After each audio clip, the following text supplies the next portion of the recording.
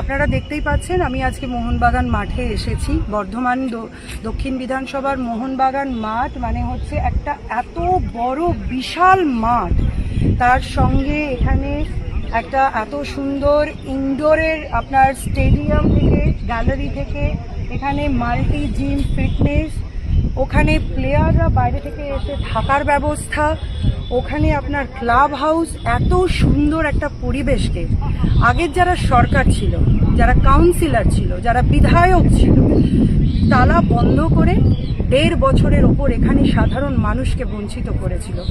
মানুষ লিটারালি কাঁদত। এখানকার বয়স্ক মানুষরা এখান থেকে বাইরে যেত, ওই দিকে কোনো মাঠে গিয়ে মর্নিং ওয়াক, ইভিনিং ওয়াক করতো। এখানকার যারা প্লেয়ার ছিল তারা মাঠে যেতে নামতে পারতো না। একটা যুব সম্প্রদায় যারা আছে তারা মাঠে আসতে পারবে না, তাদের সামনে মাঠ থেকেও তারা মাঠে নামতে পারবে না। এত দুঃখের মধ্যে তাদেরকে থাকতে হয়েছে যে আমার আজকে এই মাঠ খুলে দেওয়ার পর আজকে আমার মনে হচ্ছে যে সত্যি আমার লিটারালি মনে হচ্ছে যে তারা কি করে এতদিন এত কষ্টের মধ্যে ছিল। তবে আমি আজকে এখানে এসেছি, আপনারা সকলেই দেখতে পাচ্ছেন এই মাঠ আজকে সাধারণ মানুষের জন্য ওপেন হয়েছে। জিম বন্ধ এতদিন থাকার ফলে পুরো অব্যবস্থায় পড়ে আছে, কাঁচ ভেঙে জানলা খুলে রাখা হয়েছে। অনেক অসামাজিক কাজকর্ম এখানে চলতো।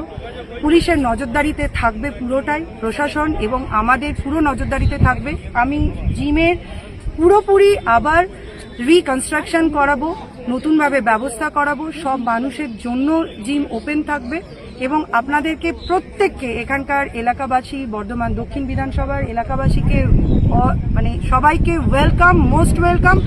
আপনাদের মাঠ আপনাদের জন্য, আসুন মর্নিং ওয়াক, ইভিনিং ওয়াক, আপনারা এই মাঠে খেলুন, বাচ্চাদেরকে নিয়ে আসুন।